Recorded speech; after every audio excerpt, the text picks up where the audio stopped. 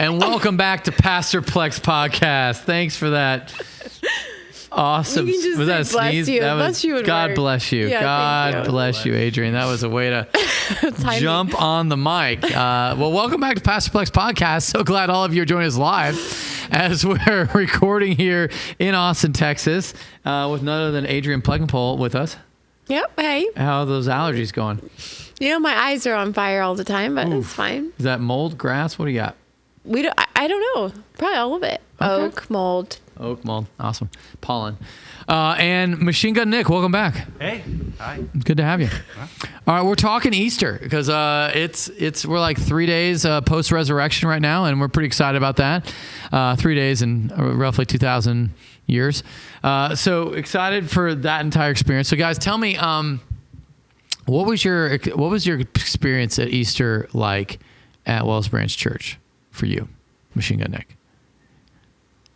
So, are we talking like the whole Easter, like Good Friday and everything? Oh yeah, Good Friday was a good thing to review. Yeah. So Good Friday, I wasn't sure I was gonna like the stations. Oh yeah. I'm gonna be completely honest. I was like, why don't we just do a service? Although the stations did catch some emotion, I was like, oh, maybe this is why we do that. What emotion did you catch? How did that happen? We were nailing things on the cross, and I was like, oh boy. Huh. So the eyes weren't completely dry, let's just say that. Yeah, okay, fair enough.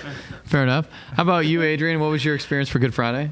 I liked the Good Friday. I like just in my life, I've always connected through music, like significantly. I don't want to say primarily, although it might be primarily. And so the fact that we just had constant singing up here and you could just sit, once we went through it as a family, which was not very fun. Right. Lots of parenting, lots of people freaking out because they couldn't spell the word bread because there was a fill in the blank worksheet that their mom had made thinking it was dumbed down sufficiently, but wasn't. And so that was a little bit challenging. But then once the kids were gone and I got to just be in here while the service was happening and other families were coming, that was cool. And then just sitting and listening to the music and thinking and having just kind of empty space to just think and sit and listen was awesome. That's something I don't feel like I get ever. So I was like, man, this is a really cool opportunity. Yeah. How about that Easter egg hunt though on Saturday? I Nick. That. You missed the Easter egg hunt. I did. I was trying to do something with the kids that failed. I think that was another. Oh, and then I ended up running up to Temple with John Tippett's so he could sell some of his stuff to somebody. So I mean, I wasn't completely out of the Easter mood. I just wasn't at the Easter egg hunt. All right, fair enough. Adrian, talk to us about what you guys did at the Easter egg hunt, which I really feel like Easter egg hunt is not a good description of what it was. It's probably more like an Easter extravaganza. Yeah, that's what an Easter extravaganza, because there was bunny tail dodgeballs for adults. So it was like Royal Rumble. And I felt like all of our neighbors were pretty excited about being there, and they're like, they've got dodgeball. It was kind of a fun moment. It was fun.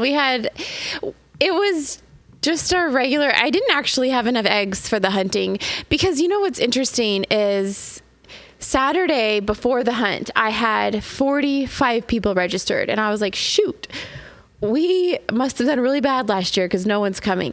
And then by Saturday morning of the hunt, so like 5 days later, Monday, Tuesday, Wednesday. Yes. We had 130 people registered and then more came that weren't registered. Yeah. There was about 200 people there. Yeah. And so I just didn't foresee that entirely. So, but it was still fun. The kids still got to hunt. How many eggs are you going to get? I had 1,000. This time we need 2,000. Okay. We need a double. Maybe you need to think that you need 3,000 because that's the number that popped into my head too. Was 3,000. Yeah, that's a lot. I'll put you guys on the egg stuffing team. No, you got to. Don't put me on the egg stuffing. You got to recruit. Mm-hmm. Hey, where is who's your bunny? Oh, I don't know if we want to disclose that information. Okay, yeah. Well, that person could do a great job at egg stuffing. Yeah, we had some great egg stuffers. My whole community group egg stuffed, and we did it in it usually takes about 1 hour to stuff 1,000. So I guess 3 hours, why not? Anyway, it was good. So we did the hunt, and the hunt lasts maybe 4.5 minutes, and then we had face painting and little tattoos and balloon animals, and then we had some relay races and dodgeball. But then the cool part of that venue at the school is there's a bunch of bluebonnets, so we got to have the bluebonnet pictures were awesome. Yeah, it was fun. So it was fun. It's a fun event. I enjoy. It's fun to have something to invite people to in the middle of the Easter weekend that's less intimidating for those who don't go to church. And I feel kind of like if I was someone who didn't go to church and I got invited to something like that and I went, I got to kind of meet okay, these are the people that go to their church. That's a big hump to get over, because after that, now all the intimidation is just coming to a service that you're unfamiliar with, and not necessarily just an entire people group and service and demographic that you're unaware of. So I felt really good about that. We had several families from our neighborhood who we overlap with sports and school, and just we live close. And so it's almost like the people that overlap with us 3 or 4 times already got to overlap with us at a church thing. And that felt really special to me. Good. I enjoyed that. I totally agree with it. It did feel good.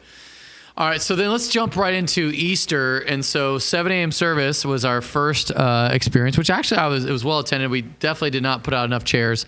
I think we put out 50 chairs. We needed about 10, 15 more. But that was a cool experience. Were you there for that one? I was not. I was at my ex's house. Oh, that's right. Doing their own Easter egg hunt and their baskets and stuff like that. Okay. So you were texting me, are you here yet at 9? And I was like, nope, I'm sitting next to my kid right now. So I didn't get in until the last service. Okay. Let's talk about this. Let's do a little sermon recap. And really the essence of the message is, will you receive Easter as the gospel truth or an idle tale? Really piggyback off of Luke 24 verse, I think it's 11, where the ladies come back and they start explaining the gospel to all the disciples who are, in some locked room somewhere, and they didn't make any sense, and they thought it, and most of them dismissed it as an idle tale. And that's where we left off, and then we have 3 responses. Idle tale is obviously one of the responses. They said, oh, whatever. But Peter ran to verify that the tomb was empty. And I really love that, because his response wasn't that it was an idle tale. It says, but Peter, of all the disciples that you think would be like, yep, knew it, he's dead, it would be Peter, the guy that denied him. But perhaps maybe Peter knew more than anyone else that, or maybe that shame, or maybe there was a shot that he had at getting it right with Jesus, because I don't think he fully wrapped his head around the scriptures being fulfilled, the Bible being fulfilled, but he runs to see Jesus even when he's the denier, even when he just felt the humiliation of looking at Jesus as he's denied him to a middle school girl. And I compared that to you, Machine Gun Nick, in sort of your lifestyle. I don't know if lifestyle is the best way to put that, but in your life, you've had moments where you've run to Jesus and you've sinned badly, horribly, and then you run to Jesus. And I guess you could say all of our sin is horrible, so it doesn't really matter.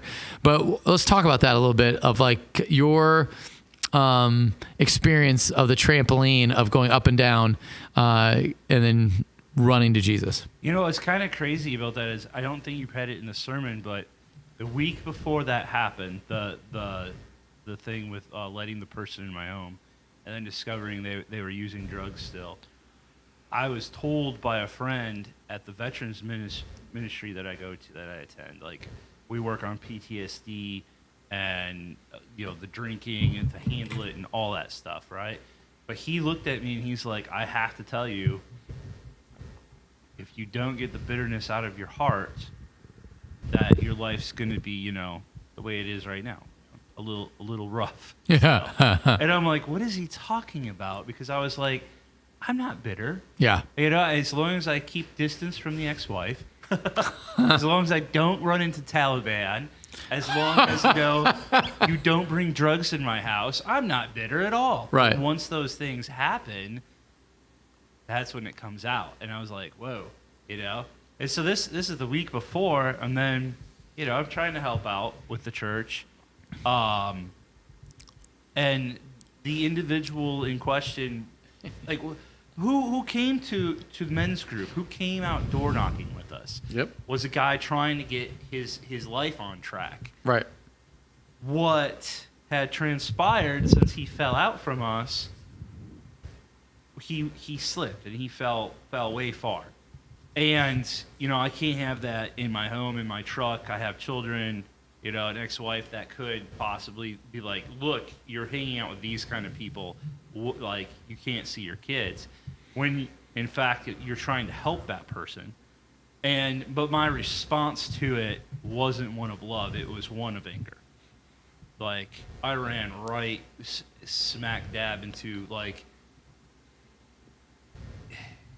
not as bad as the Taliban experience. Mm-hmm.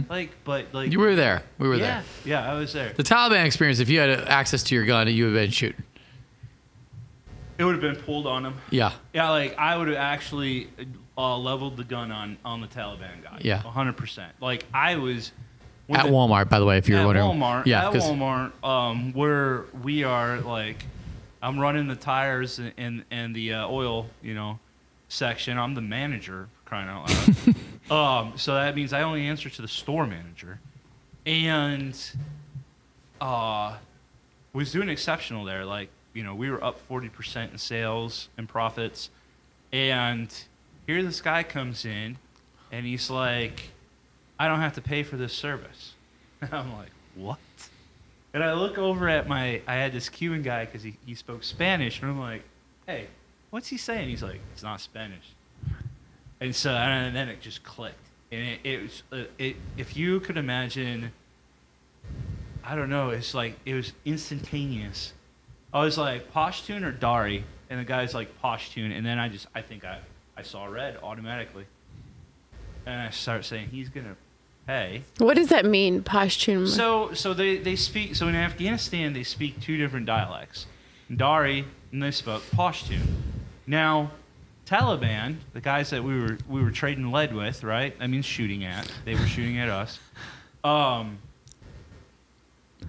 They speak Pashtun. Now, okay. And I'd say not every Pashtun speaker was a Taliban, but every Taliban spoke Pashtun. Right. Like, and you could tell, like, the difference. And, yeah, once he said that, it was almost like I was transported back there. Mm-hmm. And every, like, I don't know how to say it. Like, it's just this angst. Like, I wasn't nice to them. I wasn't, like, I've pulled one off a soldier because he was trying to, you know, grab him and do homosexual acts with him. Oh. And that was supposed to be our friend, right? And I pulled him off, and the only reason that guy didn't get bloodied is because I didn't want an international incident on my name. Right. Right? But in all respects, I believed I would have been justified to bloody that man. Mm-hmm. You know? The population I treated like dirt. I mean, I ran over 3 donkeys in one patrol. You know, so we're talking about, like, I wasn't a good person. Like, there's soldiers that are like, hey, I'm just here for the mission and I'll kill the bad guy.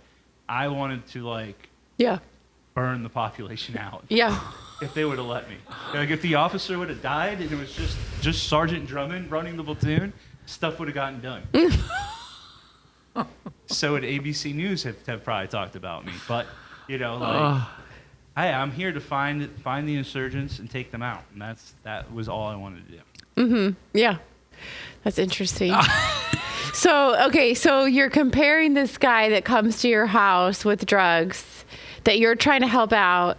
It's like it wasn't that same level of anger, but it was close. Yes, it was very much close because you just endangered me seeing my family, my children. Right. The most important thing, really. And I think the other side of that I'm not putting into this story is my father was a drug user.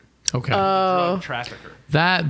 There okay. you go. There you go. Who went away for like 4.5 years because he got caught, you know, with X amount of cocaine in the back of his car.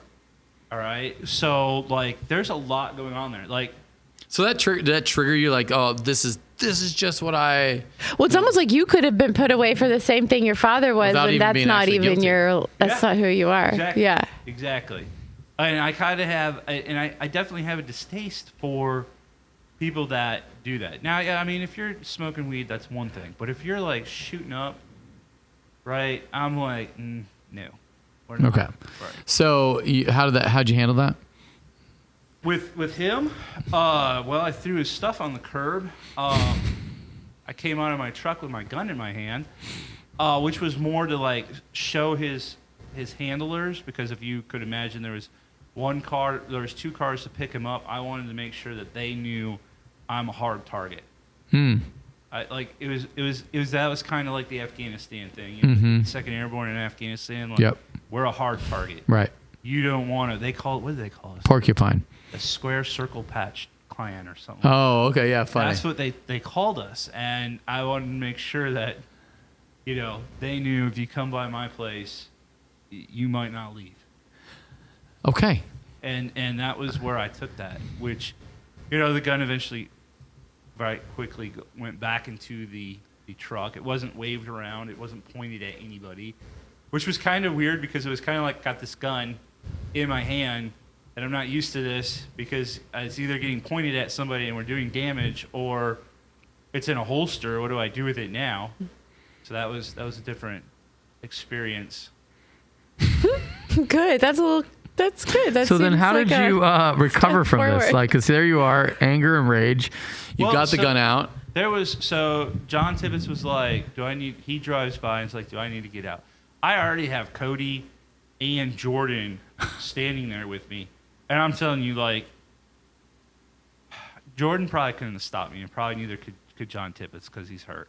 Cody's probably the only person that, if I would have went at him, could have stopped me. But I had 3 people there so that I wouldn't attack That's good. because I wanted to. I would just kick the living crap out of them. Right? So how does the gospel, like, and I think that what's so good about this is like, here you are trying to do a gospel thing. Yeah. It sort of backfires on you, and now this person you're trying to help, now you're thinking you want to kill him.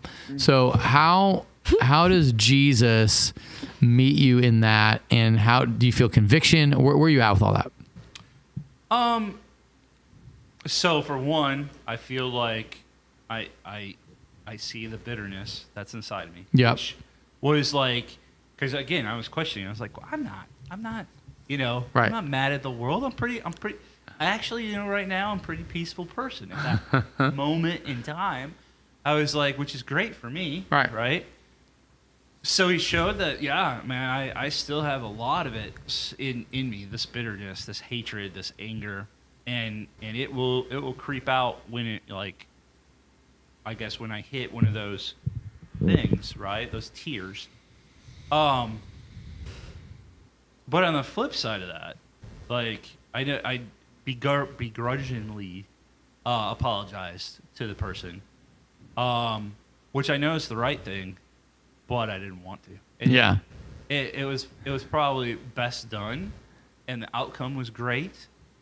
But it really, like, the whole time I was like, he should be apologizing to me. Like, I was wronged Right. so severely that he should be the one extending a hand, right? I'm thinking, 19th century America, we could have dueled over this. Yeah. I could have my vengeance. And that would be perfect in my mind. But You and Andrew Jackson would have done well together. Huh? You and Andrew Jackson would have done well together. Yes, I think so. Me and Davy Crockett might not have gotten along. Yeah. I love the guy, friggin', but yeah, me and Andrew Jackson were probably right there. Yeah. Like, eye to eye. Yeah. We can do some They dueling. did say that they all got wasted on his when he took office. That inaugural speech and stuff. Yeah. They went through, like, Washington D.C. ran out of whiskey. So There's layers of connection here. yes. You okay? Keep going. But but at the File end of the that day, under I carousing. apologized to him, which opened up the door for him to apologize to me, and the Lord showing me that I have to be the bigger person in life, which has been a common theme in my entire life. Like everyone, and I mean everyone, has said that to me over and over and over again. But my question throughout my life, as a young man, even sometimes as, where are we at in our 40s? Middle-aged man. Middle-aged man. Middle-aged man. I'm like, everybody that wanted me to be the bigger person was never the bigger person. So it was always kind of like, well, you don't do that. And then they get mad at you. And you'd be like, showed you. But being the bigger person, I guess, it's just what has to happen, because I'm the one that's going to get rid of those generational curses, because no one else is gonna do it, and it took me till middle age to figure that out. Yeah, and I think, let's just be honest. I think we grow up, if we have any sort of we've been wronged, it kind of creates a victim mentality, and you could be as conservative as as far right as possible, but still have a victim mentality and have this sort of burning anger, which makes you hard to be around, because conflict is inevitable. And your ability to handle conflict is going to be what determines how far you're going to really go in life, because all of life is managing conflict. Mm-hmm. You rise to the level of leadership of which you can handle conflict. And usually people who are able, I don't want to say peacemakers in the sense that they just get run over, but people that are able to address conflict in a really positive, healthy way are successful people. And you can only do that. Usually this shows that you're raised right, or you just adapted really well. If you were raised right, where you understood that conflict's a part of life, people get mad at each other, that doesn't mean they're going to leave forever. But if you've gotten hurt by someone who left you early or let you down really bad, there's always this self-protective, that there's an anger that you've done me a wrong, when actually they've done it wrong, but you've elevated to such high levels because it was such a triggering event of how you've now had to handle the rest of your life to protect yourself. And I think what I've said over and over is, I think our emotional response when we're younger, if it's not trained out of us, we don't become older, or we become older in age, but not wiser at all. So That's interesting. I agree. I think that I was just thinking when you were talking, like being the bigger person, in the choice to do that, you're becoming a leader of everyone else. And so when you're the bigger person in whatever context, you become the strongest leader in that same context. And I mean, if you think about it with like our kids, you see parents not be the bigger person a lot. And lose it. And it's like, and when someone's offended by their 2-year-old or bossed around by their 2-year-old or whatever, it's like, okay, they're not able to like rise above literally everything that the child whines about is like wrong. Right. And so it's like, if you can't rise above and then still love them enough to parent them and correct them. Right. You're not being the bigger person. And in that case, you end up the toddler. And I think there are a lot of adults going through life as the kicking and screaming toddler. And those people are in low levels professionally, not because they didn't have money to go to college. That's not why. They can't ever get past a level of they can't get to a level of management. They can't get to a level of leadership because they're constantly reacting and responding as the victim, as the smaller person. And I think you can't, like, going back to what it sounds like, Nick, what you're sharing, like, you are a level-headed, like, consistent person until something that connects back to one of your deepest hurts or fears or injustices. And then now, I hate the word triggered because it's so freaking trendy, but I hate it. So it's like, but you're set off. We can say we're set off. Okay? You get set off by something that is like rooted in something very real that was foundational to who you were and how you became the person you are today. And so you've got to go back and heal that thing and address that thing, because it's unrealistic to think you'll ever be able to engage a situation that kind of pushes one of those buttons. You're not going to be able to engage it and rise above without healing the pain that's there and the confusion that's there. And I think that I think this is why personally, like, you have people who are addicts that just can't get out of the cycle. I think it's like, until you can go figure out those roots and be the quote unquote bigger person and lead yourself through, there isn't really like, And I think ultimately going back tying to the sermon, it's like Jesus is the solution for giving us the strength to be that person, because ultimately he was the ultimate bigger person, right? And so it's like we can't do it outside of his strength, but also there's some practical healing steps that need to be taken that I think God leads and assists, but there is some initiative, I think, on our part to like engage those things too. So the thing I do love is that, Nick, in every one of those circumstances that you've experienced as a Christian, I've always seen you run back to Jesus. You've run to the church, not away from the church. What's the reason for that? Because most people, whenever they face a moment of weakness or sadness or sorrow, they shut down. But for you, that's not the case. How do you reconcile that? What's the reason for that? I really think that I'm a better person since coming to Christ. Okay. Like I said, like I know peace now, at least an extent of it. And if you've been to combat and you've done that and seen that or lived that life, like there's not much peace there. Right. You are always internally struggling with kind of like the devil and the angel on your shoulder, right? Okay. Like, and so to have snippets of peace makes me want to come closer to God than to run away, because I already know what it's like without it. Mm-hmm. I experienced that hell.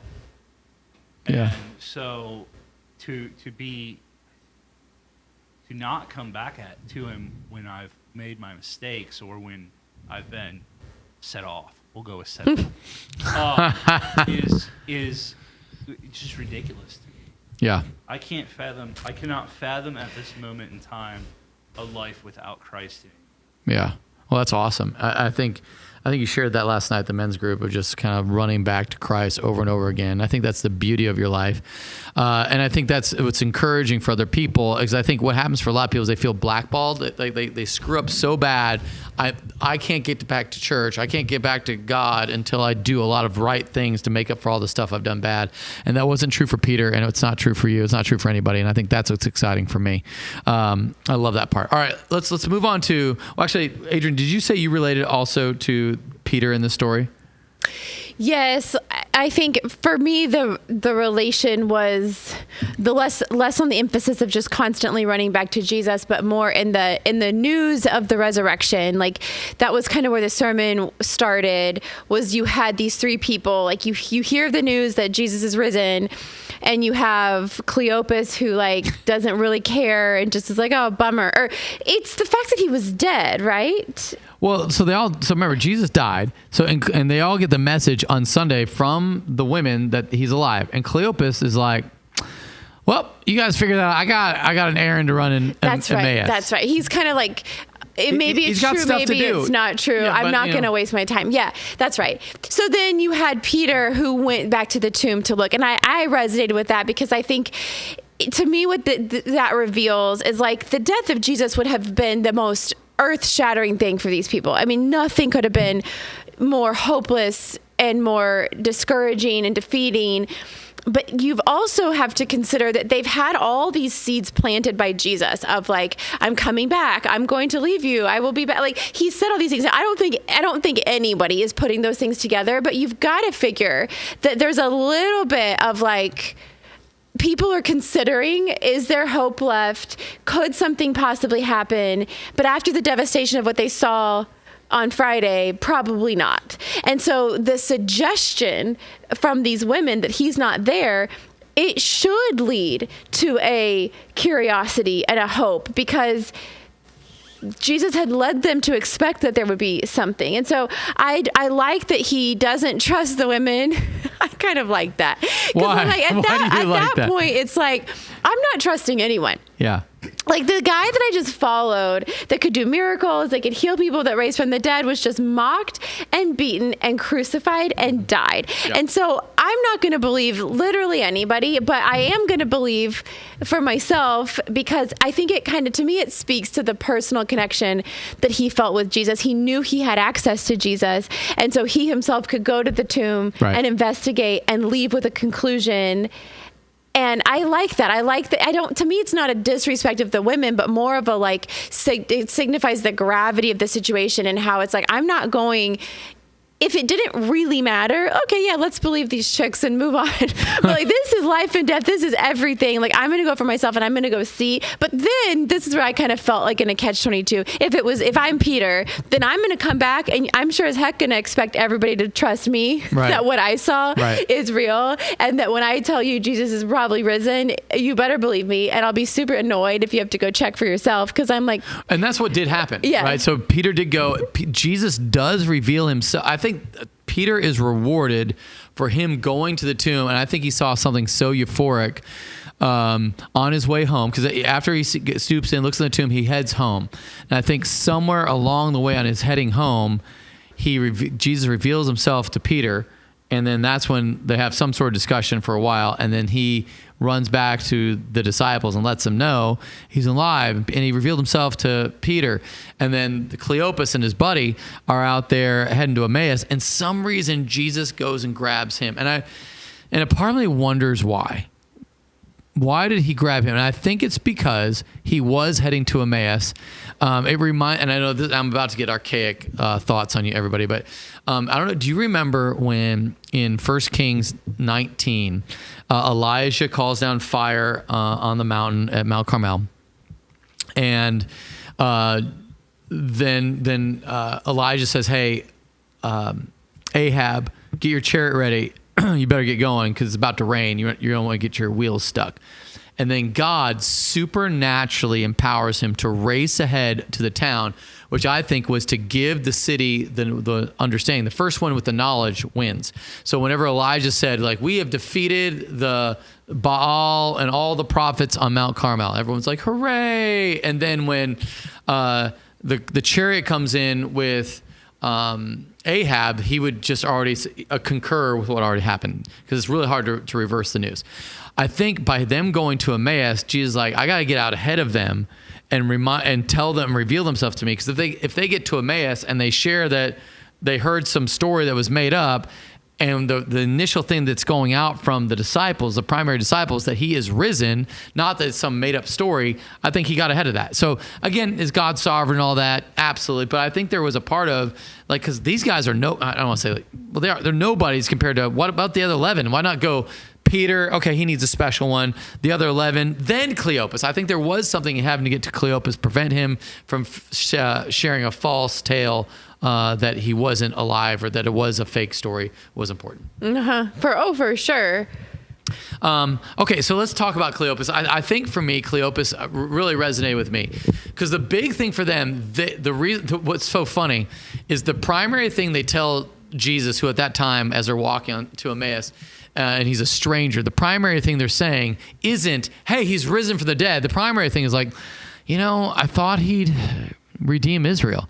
In other words, make my life better. I thought my life would get better because Jesus was in charge. And that's their that's the primary thing that they're worried about. And then they get to, hey, we had some ladies talk about Jesus being raised from the dead. Now, it could have been they just want to give a general full picture to a stranger to kind of give them the whole story. But I think that was probably the thing that was most on their mind. Israel is not going to be great again. Israel's, the taxes aren't going to be alleviated. Our lives are still going to be hard. I'll be working for the guy that I'm working here in Emmaus again. And I was thinking I was going to be, some presidential cabinet member. And now I'm just another nobody again. And I wonder if that was, they didn't run to the tomb because he wasn't their only hope. That they definitely had a fallback plan. When you follow Jesus, there is no fallback plan. He is plan A, B, C through F, through D, through Z. He is your plan. And when they were kind of like, well, let's head to Emmaus, I think what that said was like, well, we got to work this thing out on our own, which I think is how a lot of Christians are. They render the resurrection an idle tale when it doesn't impact their life. And when life does not get better, they don't just run to Jesus and cry out, help me, Jesus. They go, well, I got to get back to work. I got to do my thing. I got to grind it out myself. And I think that's how a lot of people end up going. Maybe you've seen that you see it all the time in community groups, right? Yeah. Well, no, I like to talk about, and they like talking about Jesus. They were talking the whole time about him, but it wasn't impacting the life. I think you can say a community group could get like this when you just talk a lot about Jesus, but there is no life impact.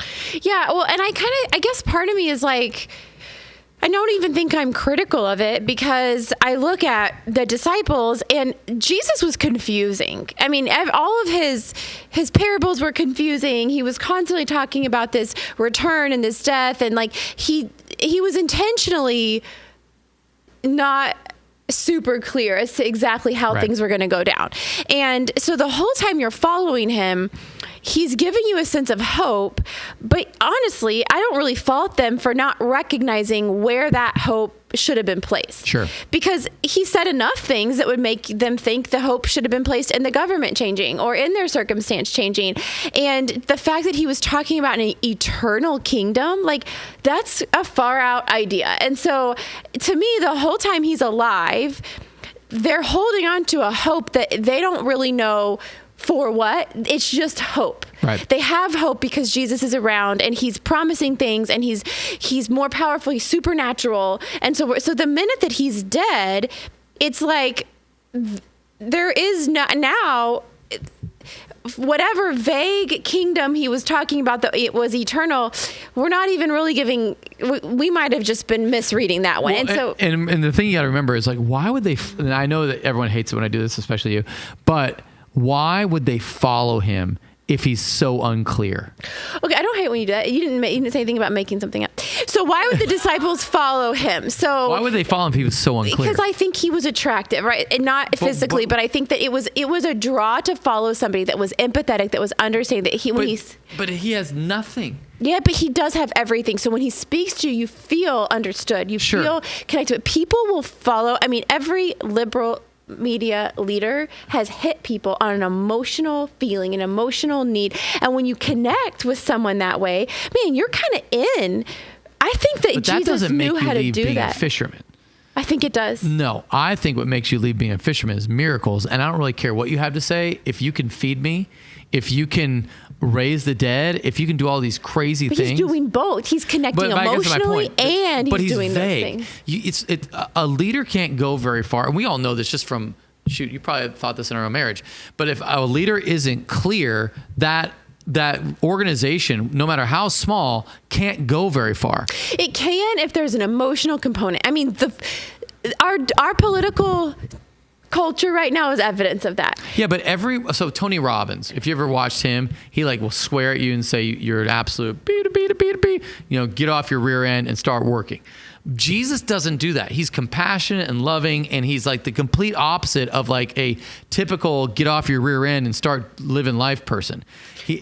Why is Tony Robbins being because he doesn't do miracles. He just yells at people. Wait, do people follow him? Yes. Oh, okay. But yeah, by like there's a group of individuals that if you tell get off your blankety blank and go get it done, they will. They need that. They need that. Right. Right. But there's a whole bunch of others that need love. But they're not going to follow you unless you show them something. I don't think that's so. I don't true. think that Jesus was that dynamic of a preacher because everyone's walked away confused.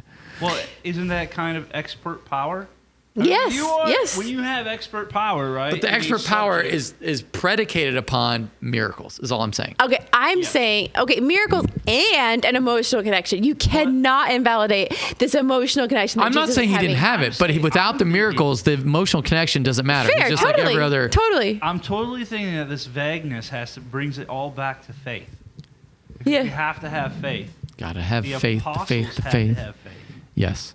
And even though it's not crystal clear, like if I build my own company tomorrow, right, and take over, so you're going to have crystal clear path of how I want it done and where it's going to go and exactly what it's, because I'm going to do that. But in this sense, with miracles, which I cannot perform, I can pray for them, but I can't perform them. With miracles, you have that kind of expert power, and that vagueness kind of is like building up to the faith that we all have to have. Because we have to have that faith without seeing the miracle. And again, here's my hang on. Let me finish this whole emotional thing because all right. Okay, talk to me about emotions. Talk about this or listen to this though. So I'm listening. He gets them to leave their fisherman job, but he provides for them. They're not going hungry. They're not going thirsty. He's providing for them constantly. He's taking care of them constantly. He led them really well. How does he take care of them? So they're never without. So they might not understand why. I'm saying it's the miracles is all I'm saying. Okay, fine. Chris, I have no problem with the miracles. Great miracles. Miracles but are how I'm saying he's doing that's it. why it's so powerful. And the reason why it's so unique is a lot of people say we should love each other. Liberals all over the place are saying we just need to love each other, and their lives get worse. Right. All right. But Jesus is saying, like, with the power of the miracle, that now because of this unbelievable understanding that you have from the power of God, now I can love you with something because I'm given power that's different. I think that's why it's different. Absolutely. I've never disagreed with that. Okay. So I think it's his love, his connection, and then his ability. That's why I said supernatural ability. Fair enough. That was referring to parables. And so I think that his supernatural ability was why they were following him, but still he's confusing. And it's still weird. And it's still, I was thinking one of the things I was most moved by on Good Friday this year is, it hit me for the first time, the leadership of Jesus leading up to the cross. So, and this kind of was what brought, this was kind of the one place where I felt emotion this Good Friday was in the thought of like, Jesus took care of his disciples and he led them in preparation for his death. Right. He took them at a table, right. He fed them, he connected with them, he explained what was going to happen, even though they did not understand. Right. He completely took care of them, completely led them. He then doesn't abandon them. He leads them to the garden where he's desperately needing connection and relationship. And he's done everything. He sacrificed everything of himself, his whole life, up until the point that he's prepared his own people. Instead of being caught up in feeling sorry for himself or fear of what he's about to endure, he is just loving it. It kind of reminds me of like a mom.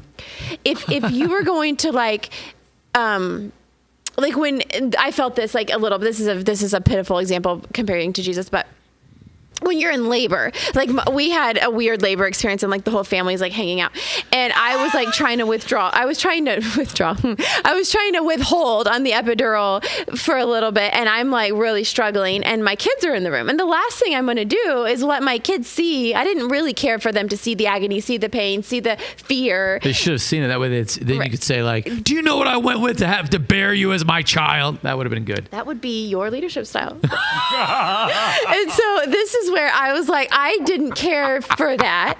And so I was like working so hard to sacrifice my feelings in the moment for the comfort of my children. And I feel like this is sort of what's happening to Jesus. And then he gets to a place where they're in the garden and he's now needing a little, just stay awake while I'm trying to pray. And they can't do it. And they fail. And he's not mad at them. He could have just been so defeated by that. And he continues to just love them and then continues to like heal the guy's ear after Peter cuts it off because he's so mad. And it's like his disciples just continue to be nothing except needing direction, needing leadership. And he's there for them emotionally. He's there for them physically. He's there for them in provision. Yep. And so I love that. And I think it speaks to the fact, I think he led them well his whole life, in addition to performing the miracles were part of his leadership of them. Absolutely.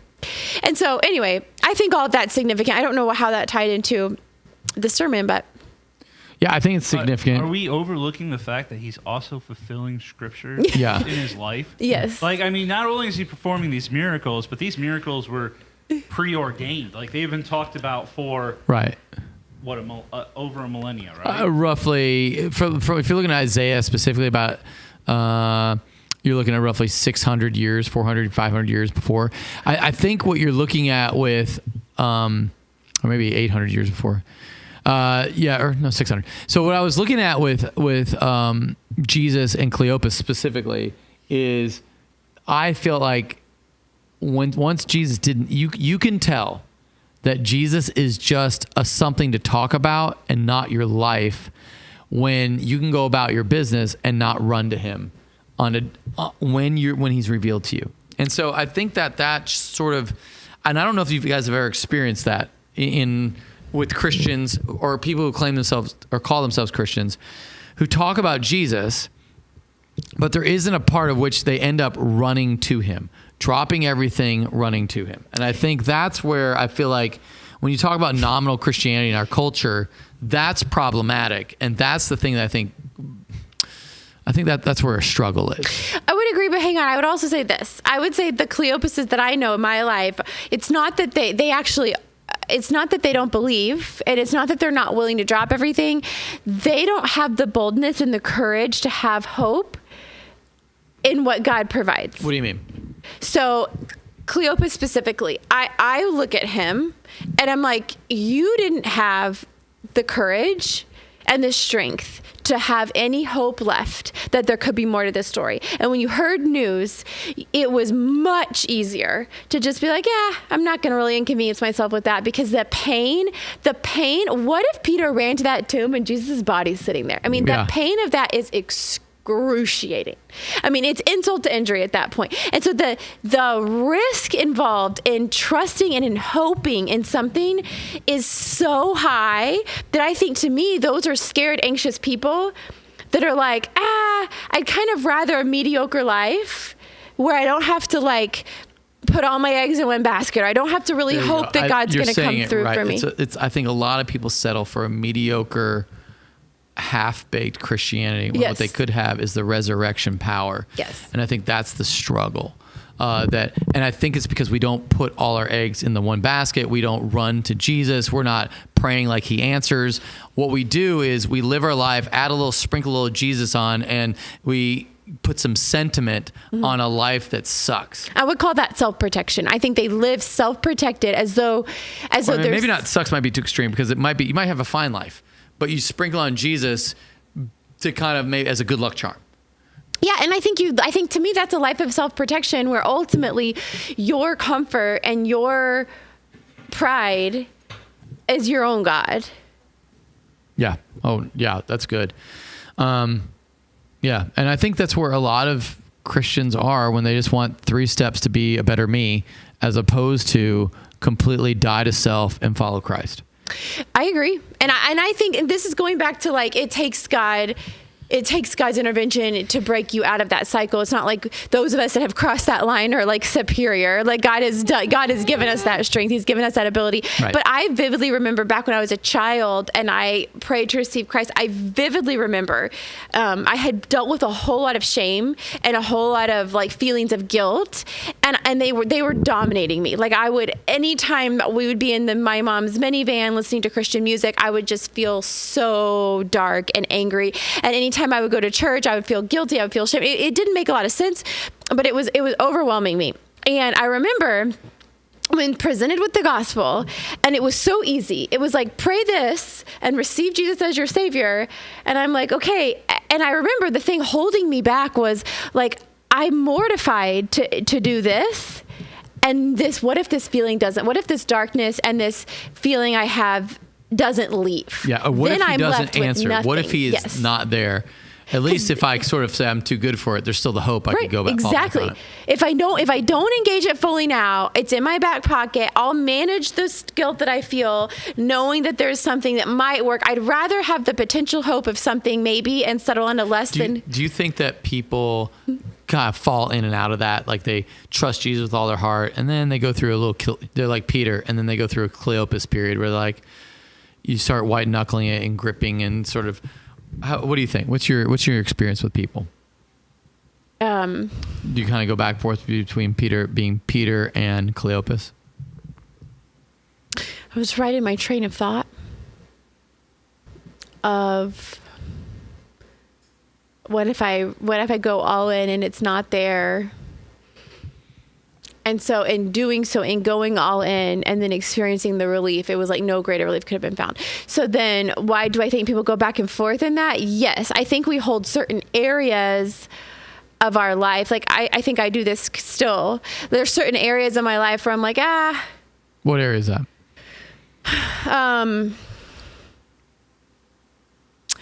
I think, I have to think for a minute.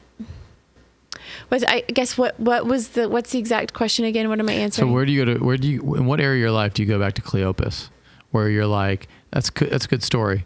I don't want to be all in for that. Yeah. because it's too scary? Well, I think for a while at the church, I felt, for me, I became very clear to me a few months ago that friendships are something I tend to, like, I look to friendships to satisfy and fulfill me sometimes, like, alongside of God. Like, I'm looking to friendships every bit as much as I'm looking to Christ, maybe more. And so friendships can be something that I hold with a closed fist, and I'm afraid to let God fully have those things. And so the church became this really threatening environment because the church is a lot of pieces that I don't control. Right. And the church is under your leadership and the decision making of you and the elders.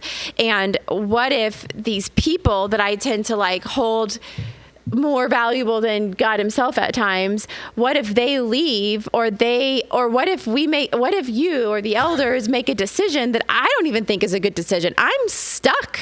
I'm here and they all might run, and I'm left with like out my friends and with the very thing that I didn't even like in the first place or agree with in the first place. Like, that fear was like dominating me. And I was like, how do I like live halfway in? Because what if the ball drops with this church? I want to be able to feel safe that these friendships can all be lost and I won't care. And so it kept me half in, half out all the time. And I finally, and then in doing that, what do? I just find something wrong with everybody, right? I can just find something wrong with every friend. I mean, who cares if I lost them? Who cares if I lost them? And in reality, like, I love them and I need them, and like they're huge in my life. And so it was causing this like bipolar interaction with the people that I loved the most, and I had to risk it. So like, I feel like I kind of went all in, and I'm just like risking it that they might get pissed one day and leave. Yeah, that's hard. Get mad. I don't know if pissed is considered inappropriate. Yeah, it was scary. That was scary to feel all in that way. And it's not that I need people hedge your bets. You got to hedge your bets with different people. Yeah, absolutely. And so I was like, so then I'm like, okay, I need to make sure I have some relationships outside the church that aren't affected. But then in doing that, ultimately, I'm wanting those people to come experience what we have at our church. And so it was like I was constantly in this like tension that was kind of sucking the life out of me. And I finally realized, okay, I have to let go of my friendships being like, they've become an idol in my life, and I value them. I don't trust God with them. I'm not willing to trust God with them. I'm not willing to let go and hold them with an open hand. So I think that's an area where I tend to do that. Yeah. Wow, that's deep. Okay. I got one of those. Okay, what do you got? So I would definitely say protection of myself and those that I care most about. I can't just let it up to God. Like, I mean, when you think about combat, right, we try to control things, and that was one of those things, like security. You're constantly on. If you don't have security, your patrol is done. Right? Yeah, it's fried. Yeah, that's the first major thing. And I think my big problem is letting that up to God. I have friends that are like, Nick, just put your guns away, like put them up, and I'm like, are you serious? like I mean, I'm not trying to white knuckle this. Like, hey, God, give me the strength, and try not to put me in that situation. But who am I if I have the ability to intercept in someone's maybe darkest moment? Because you can still step in. Sure. If someone's getting abused or raped or something on the street. Sure. So, but who am I if I don't? If I have the ability but I don't use it? Right. And I think that's my struggle, is just with that, and the fact that like I need to control the security of my surroundings still. Okay. Yeah. I can see that. So I guess then the last one, shifting on to the last one. So you have the Peter runs to it. You've got Cleopas who walks away, slow of heart to believe. Eventually Jesus comes and grabs him. And then Thomas, there's doubting Thomas. And we have one of the guys at our church, which I really appreciate. It's Matty Keniston. And he sets up every Sunday faithfully. He works the camera, grateful for that. And he does not believe in Jesus. He has been at our church for close to 11 years and has been faithful every single Sunday. He comes to just about everything that our church does. He lives with, I think he keeps, whenever he moves, he because you move over a period of 11 years, when he moves to a different apartment, he always lives in an apartment which is walking distance from the church, and he runs to our church every Sunday. I mean, literally runs here, sets up, comes to service, runs home. And it's really special. And whenever we've had lunch, he's just like, yeah, I think you guys are crazy. And I'm like, why have you been with us for 11 years? And he's like, because of the community. And I think that's sort of a wild thought, isn't it? I mean, wouldn't you think that's sort of crazy that someone would stick around for 11 years because of the community? But wouldn't you want to, if the community is so, wouldn't you want to have what we have? Right. Yeah, we'll have to bring Maddie on here at some point and be like, what? Not if you don't think you're missing something. Not if the community is filling for you all that you feel like you need. And I think at that point, you're like, it's going to require God to reveal himself to Maddie in a way that Maddie wants that. And to be fair, that's what happened with Thomas, right? So for 8 days, Thomas is with the disciples. It's not 8 years, but it is 8 days. And he's probably like, nah, whatever. But he's probably not voicing it the whole time. And maybe secretly he's hoping it's true.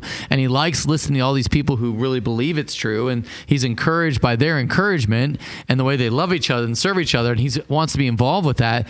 But to take that risk, that intellectual risk of putting all my eggs in that basket without absolute 100% proof is a dangerous thing to do, because what if you look like a fool? Or what if you're sad? What if you're left sad? Like, to me, it goes right back to that fear and that, like, Thomas, to me, Thomas is probably a super emotional dude who's like, I'm not believing that until I put my fingers there, because the last thing I'm going to do is have unemotional hope again. dude?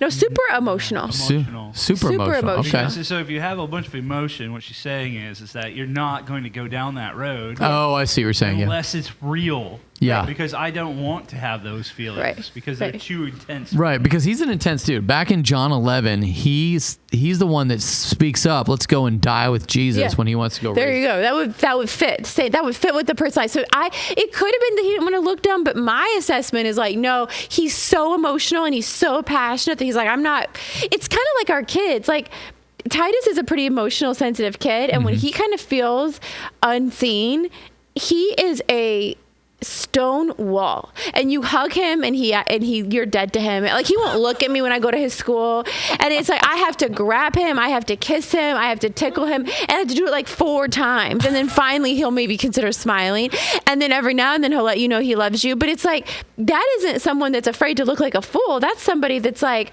I'm so afraid of being hurt by you not caring, and I've seen some evidence that I've interpreted as you not caring, and so, man, you're gonna have to like really show me. Yeah, and I think, speaking to him, I think probably one of my greatest moments with him is when he does that thing where he just shows up at your bed, and you just like, what, like, have a bell around your neck or something. Anyway, I wake up and he's there, and he's like, "I love you, Daddy," and I was like, "I love you too." I think it was really a powerful moment for me, because it showed that he was able to be vulnerable. To initiate that, which I think was really, really cool for me. And I think that's for a lot of people, initiating a I love you statement is a vulnerability, which is really difficult. And so until I have absolute proof that you love me too, I'm not going to risk it. Right. Absolutely. Yeah. Good. Absolutely. So to me, he's like a scared, emotional guy. That's Thomas. Okay. Yeah. I understand. And that's good. I think it's good to kind of recognize if that's where you are out there. Listen, if you are watching this podcast and you'd like to pose a question, you can text us in at 737-231-0605, or just go to pastorpleck.com. We'd love to hear from you.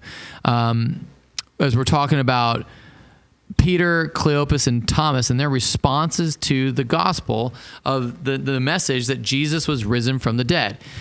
Peter ran to Jesus. Cleopas walked away from Jerusalem and talked about it, but it had no impact on his life. And Thomas refused to believe, but he did hang with the other disciples until Jesus chose to reveal himself to him.